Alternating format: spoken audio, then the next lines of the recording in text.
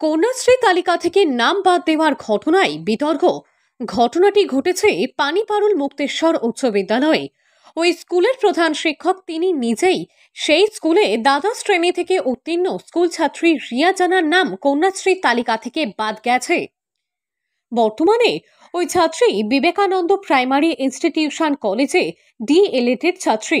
ছাত্রীর পরিবারের অভিযোগ, অবিবাহিত মেয়ের বিবাহের তথ্য পাঠানোই কন্যাশ্রী K2 থেকে নাম বাদ গেছে। বারবার স্কুলে গিয়ে আমরা তথ্য ঠিক করার কথা বলেছি, এমনকি স্থানীয় বিধায়ক তথা স্কুলের প্রধান শিক্ষক তরুণ মাইতিকেও বিষয়টি জানিয়েছি। সমস্যার সমাধান হয়নি। আমি কলেজে পড়ি বিবেকানন্দ প্রাইমারি ইনস্টিটিউশন। কি সমস্যা রয়েছে আপনার? আমার কন্যাশ্রী K2 প্রবলেম আছে। আমি K2 থেকে বঞ্চিত। পানিপারুল মুক্তেশ্বর হাই স্কুল থেকে 24 সাল পাস করেছি এবং কন্যাশ্রী আমি পাইনি। K1 পেয়ে এসেছিলাম এবং K2 পাইনি।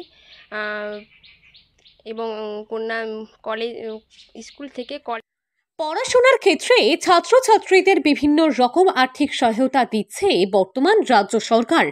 বিশেষ করে ছাত্রীদের জন্য কন্যাশ্রী প্রকল্প দেশে বিদেশে সমাদৃত হয়েছে। কিন্তু পূর্ব মেদিনীপুর জেলার এক ছাত্রী এই কন্যাশ্রী প্রকল্পের অনুদান থেকে বঞ্চিত, আর তা ঘটেছে সম্পূর্ণ স্কুলের ভুলে। প্রাসঙ্গিক ক্রমে ওই স্কুলের প্রধান শিক্ষক তরুণ মাইতি, এলাকার আবার শাসক দলের বিধায়ক। ফলে এই ঘটনায় রাজনৈতিক রং জড়িয়েছে। বর্তমানে ছাত্রীটি একটি বেসরকারি কলেজ থেকে ডিএলএড এর কোর্স করছেন।